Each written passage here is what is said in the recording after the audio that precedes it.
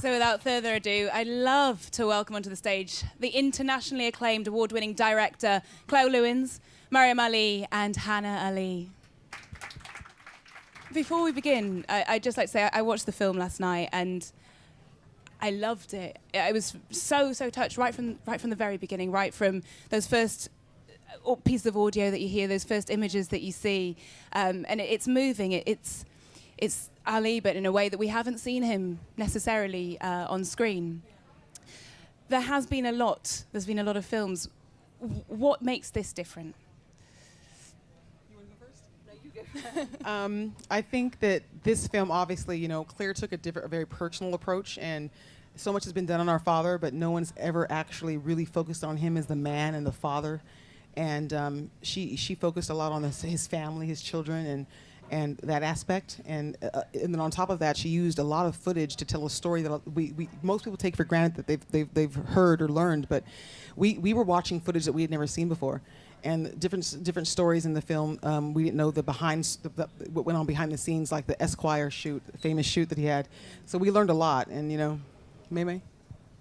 I mean, like Hana said, all the documentaries of my father have been about the sport, social activism. This documentary covered all those things, but he has 9 children, and he adores all 9 children, and most journalists and filmmakers really don't tap into that. So I just think it's a real comprehensive expression of him, and it really exudes his personality, his spirit, his soul. It just comes right off the screen. So a lot of people, what they get out of this film, it's been surprising that grown men will come out crying, saying, wow, the relationship between the father and the daughter, or the father and the child, is like nothing I've ever seen about an athlete. So Claire did a phenomenal job. Claire, why did you choose to do this job? How did the wheels get set in motion? How did it come about? Well, a while ago I did a series for the BBC about the best friend of people like Che Guevara and Muhammad Ali and Mick Jagger, and I always thought out of all those people there was something really special about Muhammad Ali, just really surprising. And I just thought if I could actually get to the people who knew him really well in the inner circle, I could maybe find out what makes him so special.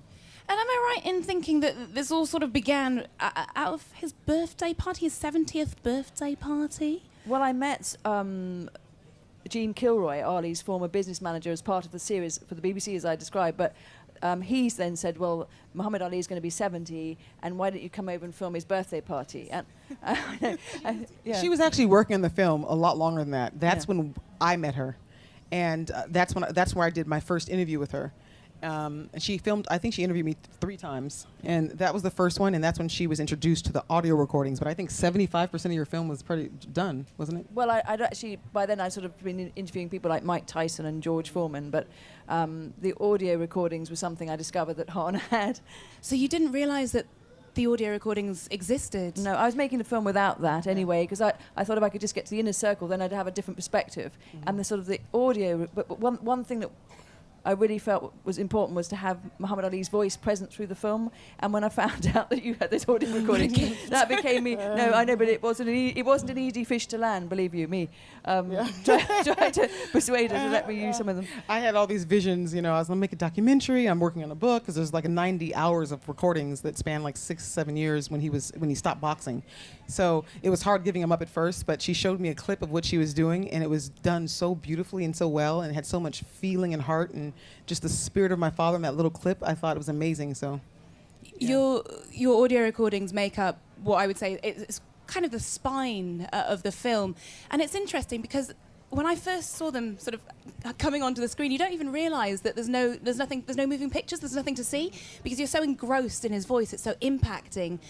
Do you remember that from growing up, him having such command in his voice? Yeah, I mean, my dad loved to tape and record us. I mean, he was fascinated by time and how fleeting it was, and history, and I mean, for him to be such a worldly figure and to really understand the importance of small moments with his children.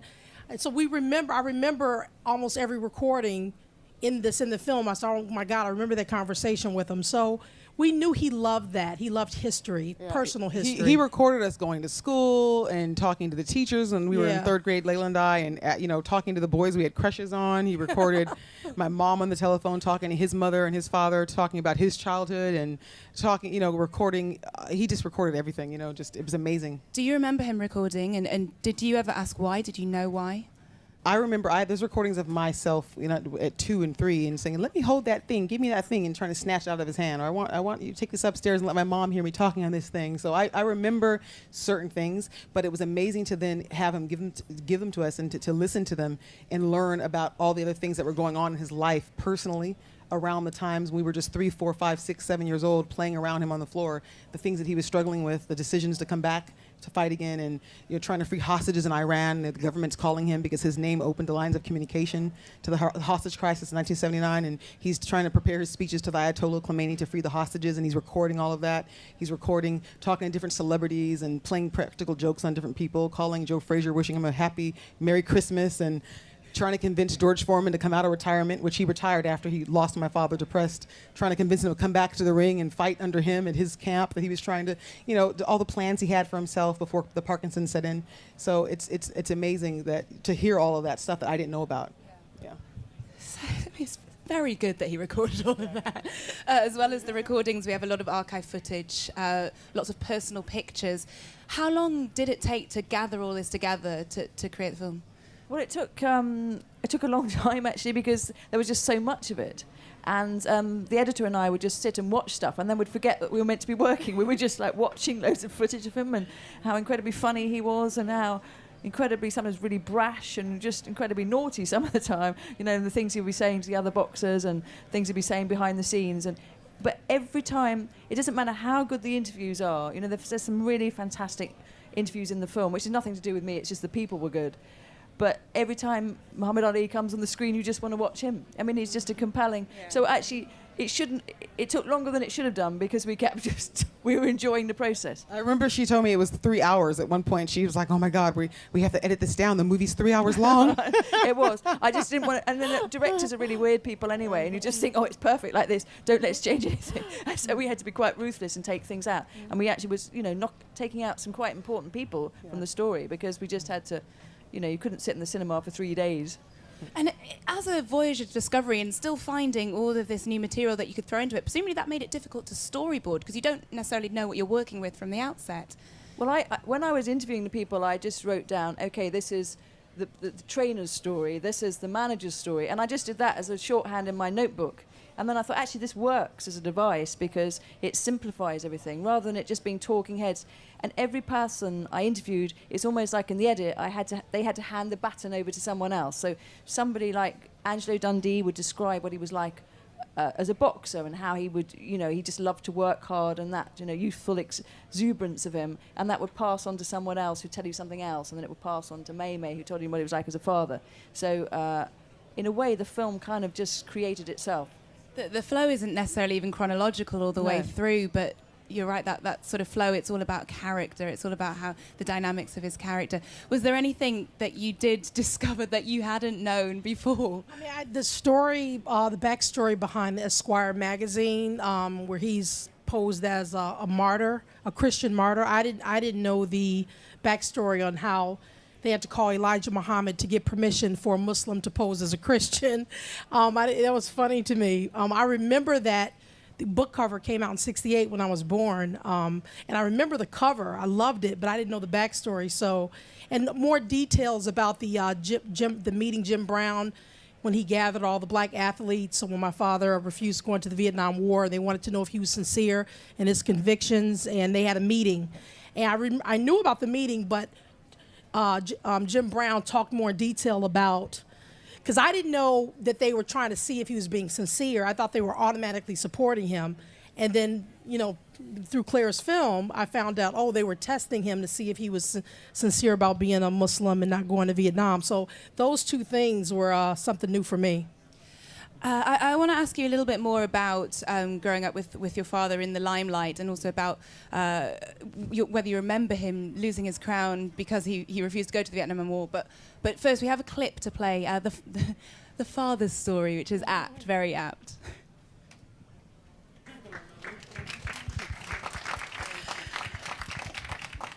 Now, the two of you obviously have different mothers, but Muhammad Ali was very keen for you to know each other, to be brought up knowing each other. How did that work?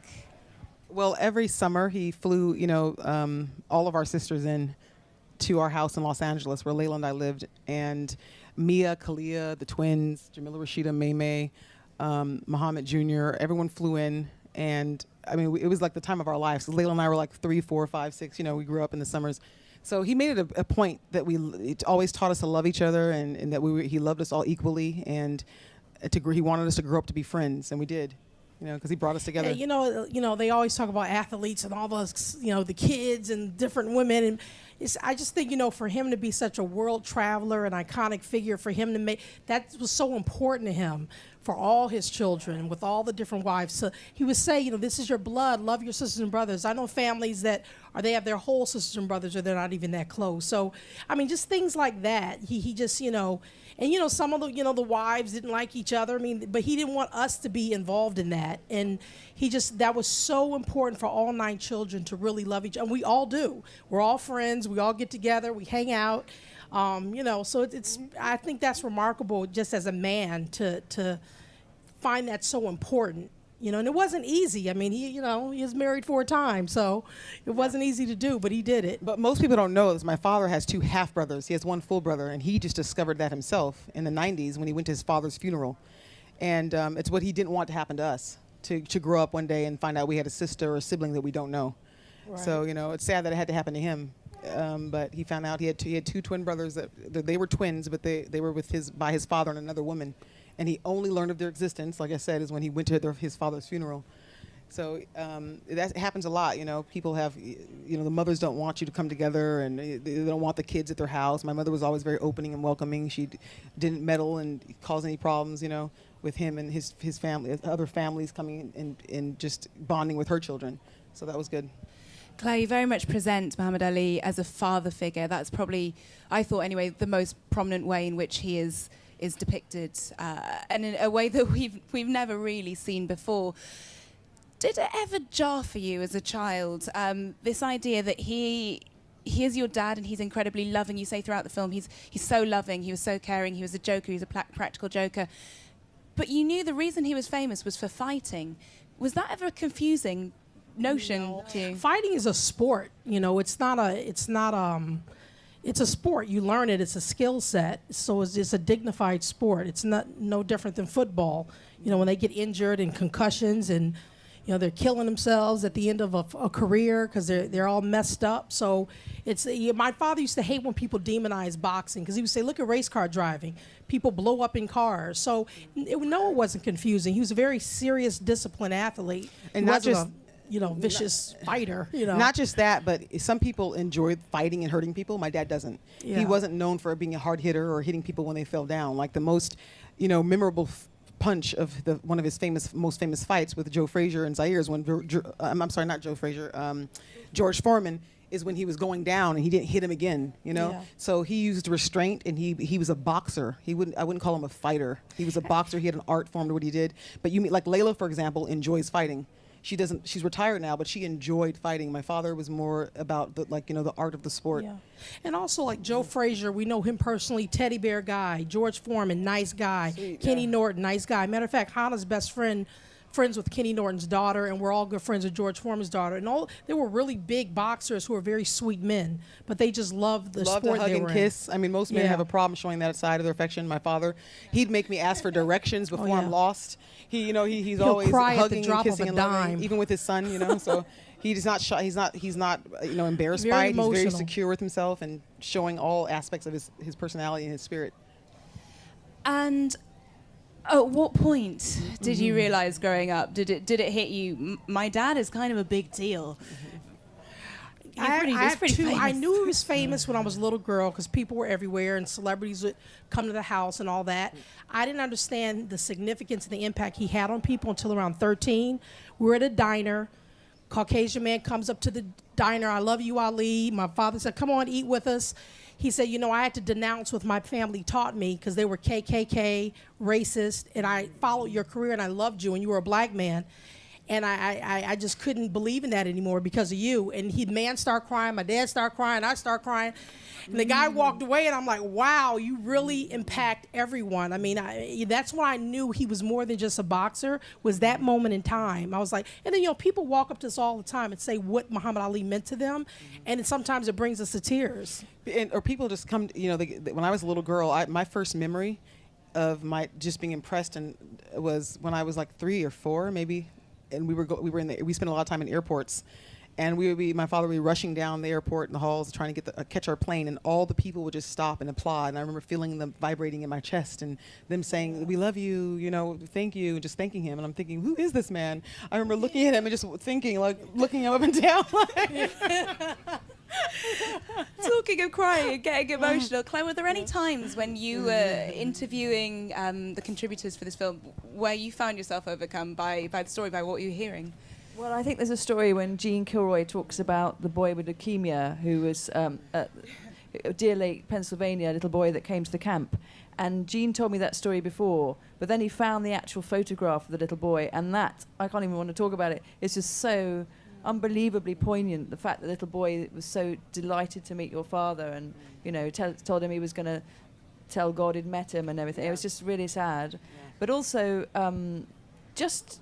I think I was blown away by, even people like Marvis Fraser. Now, if he's got any reason to have a beef with your father, because of the whole history, the whole bad backstory, and yet when he was saying, they came together and sort of, at the end, made a friendship, and that was really moving, really, because it's out of that enemy, they resolved it. A lot of people didn't know it was one-sided. My father always loved Joe Frazier, so he did what he did with all the fighters. Only Joe Frazier took it to heart when he was trying to publicize and boast the fights, promote the fights.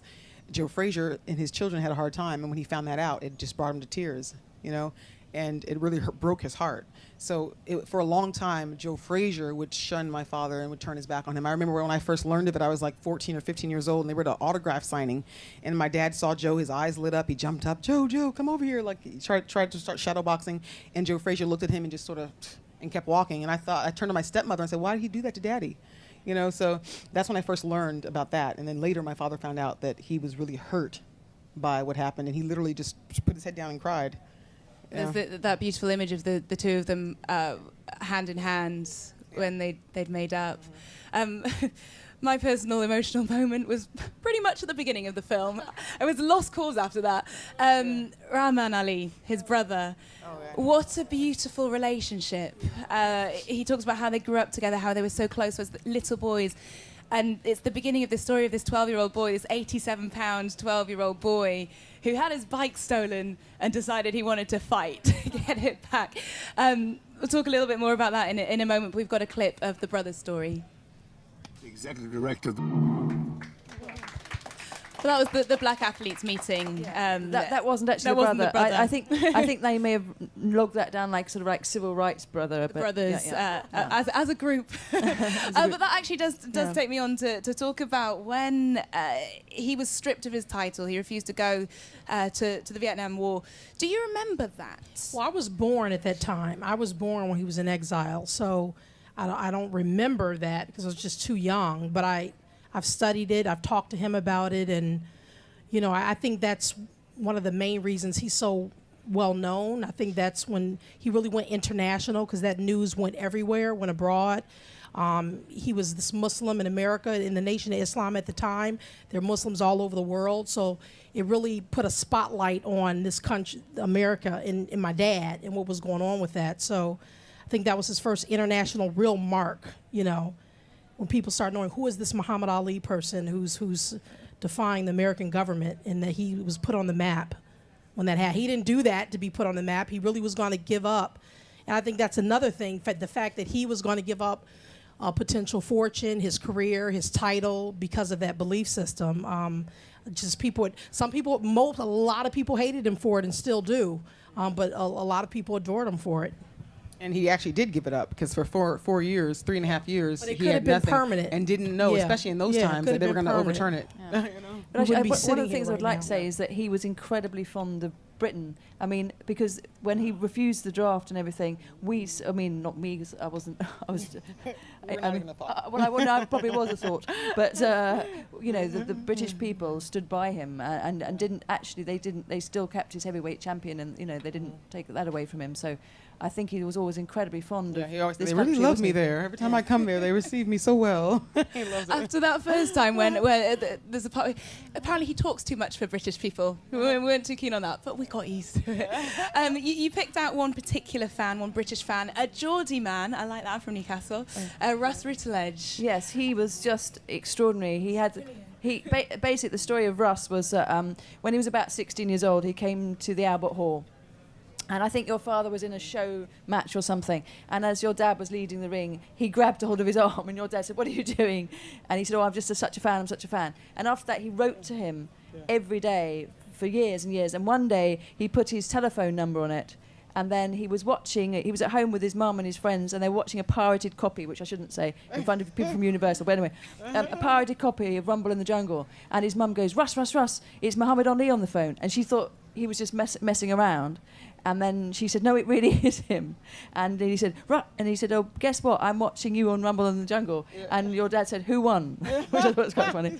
But and then he invited him to go and stay with him in LA. And that footage that he took Russ, he's never shown anyone before.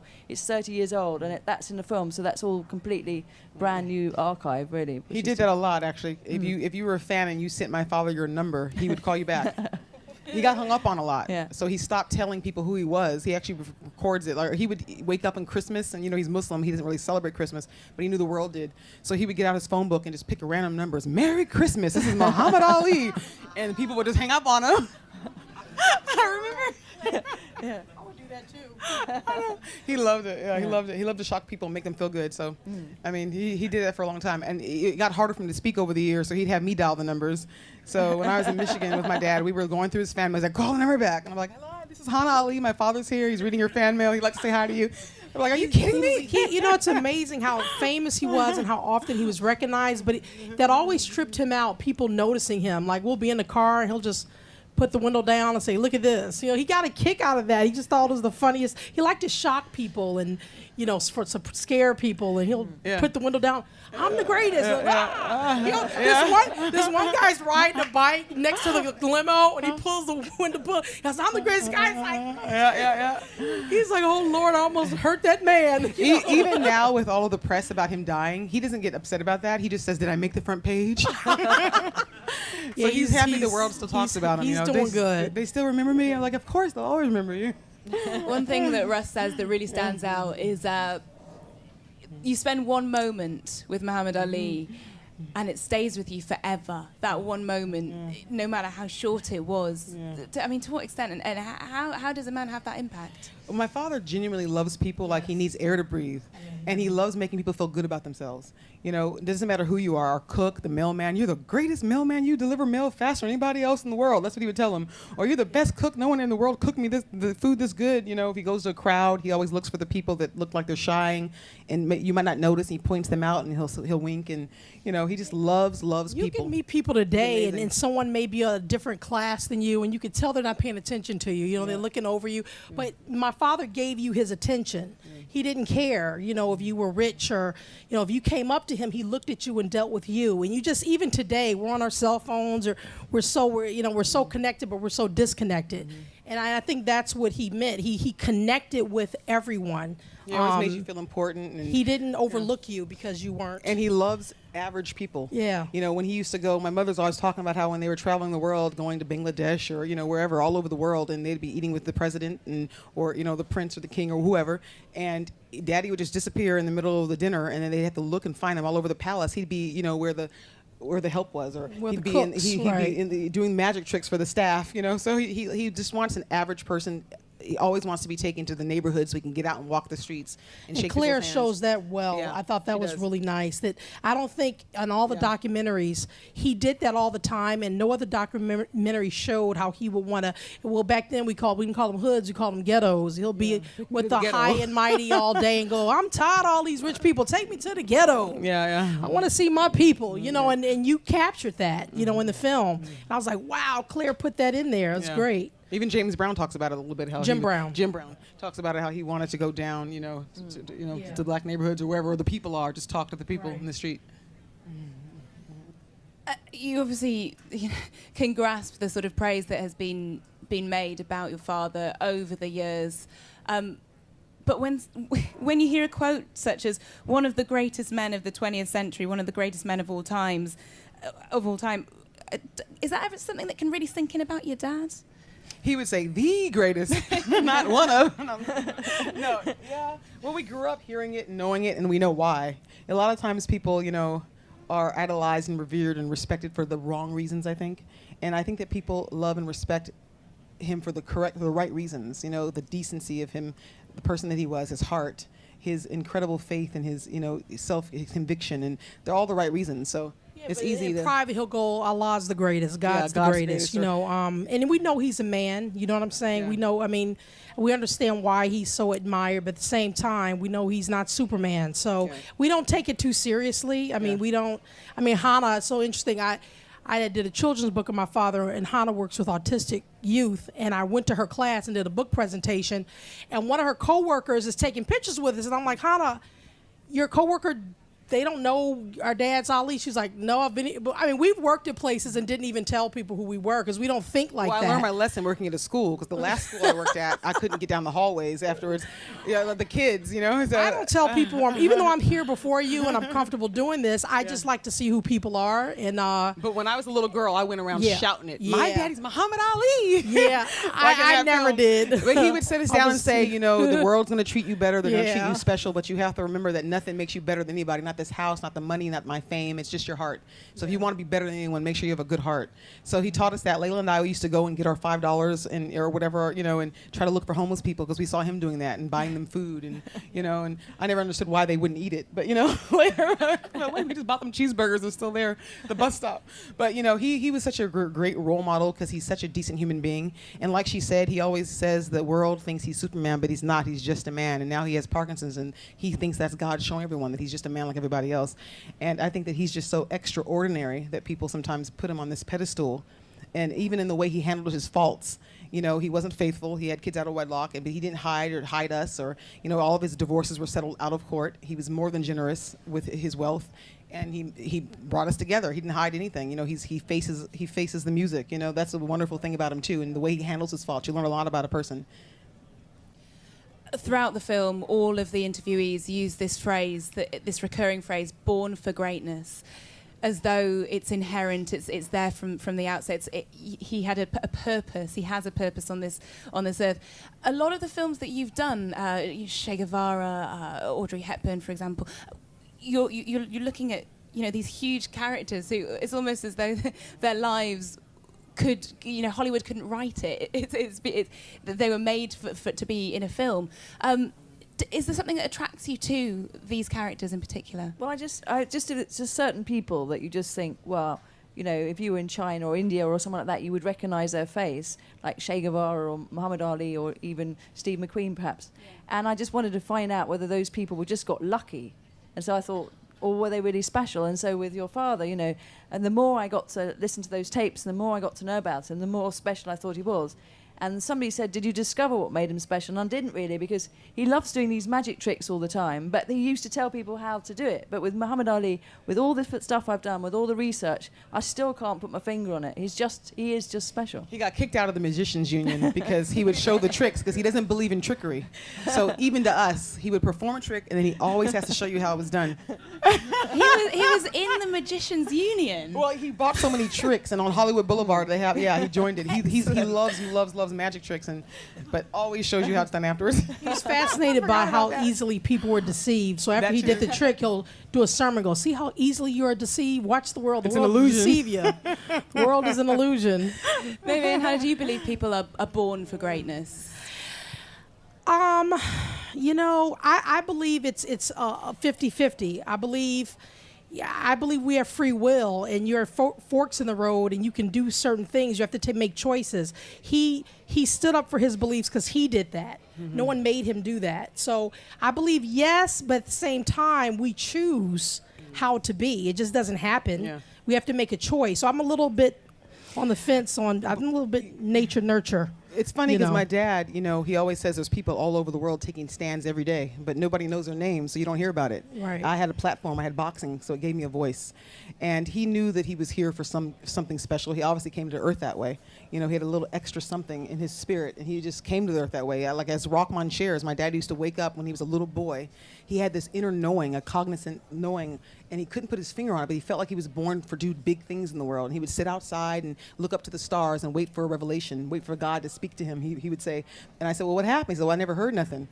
So then his bike was stolen. He went on the path. And then people ask him, well, how do you get through life? How do you face these challenges and have such amazing strength even with his illness? And I remember he used to say that he was like an ant.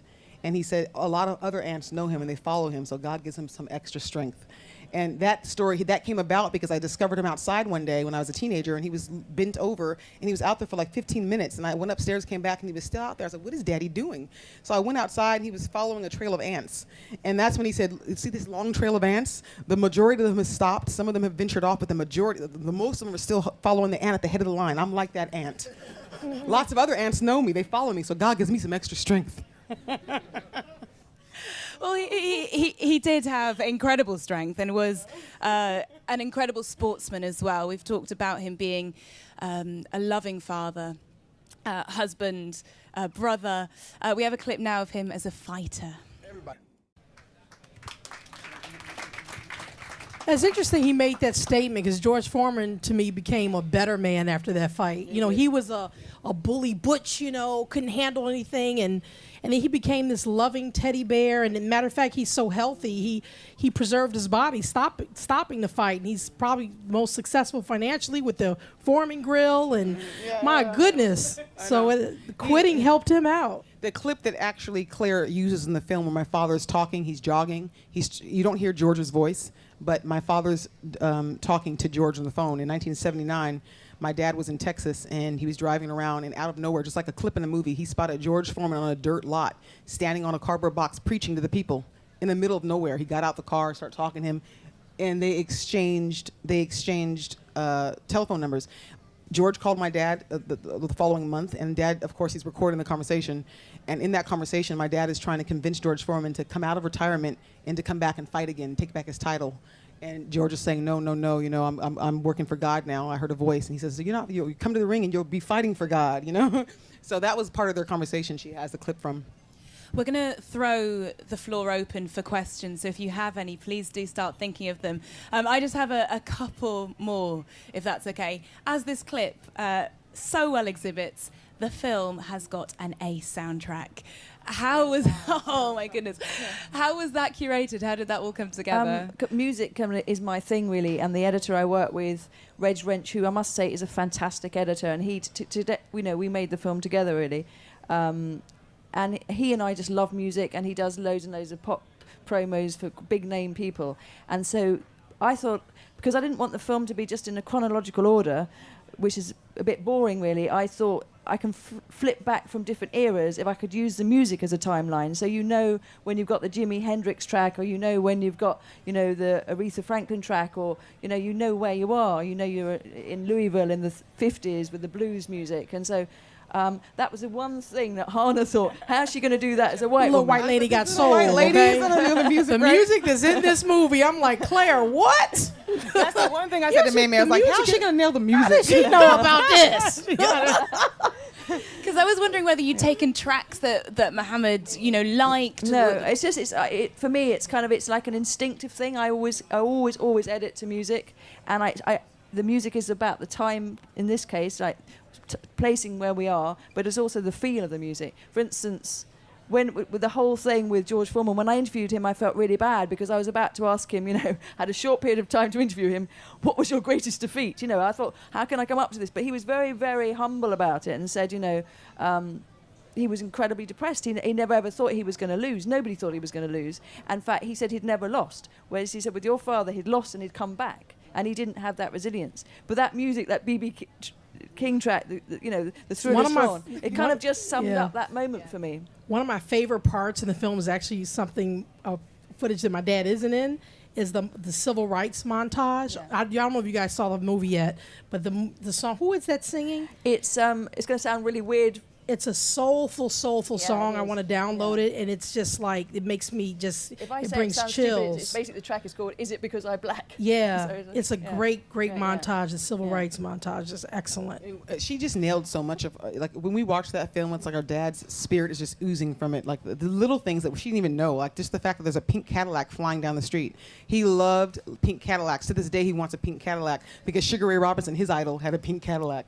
So he got one. You know, when he started fighting. But the fact that she did that, even I was like, wow, that was brilliant. So anyone in the family would know that. You know, but just because we know our father so well, so he's gonna love that. It is so ambient and it's almost visceral. The tone of his voice and the timbre of it draws you in, and you feel like you know his character from the way it sounds and the way it feels. And everyone should see it, basically. Thank you, May, Hannah, and Claire. It's been great. I think we've gone way over time, but this has been brilliant. Thank you so much, and thank you also to everyone here at the Apple Store for organising this evening. Have a safe journey home. Thank you.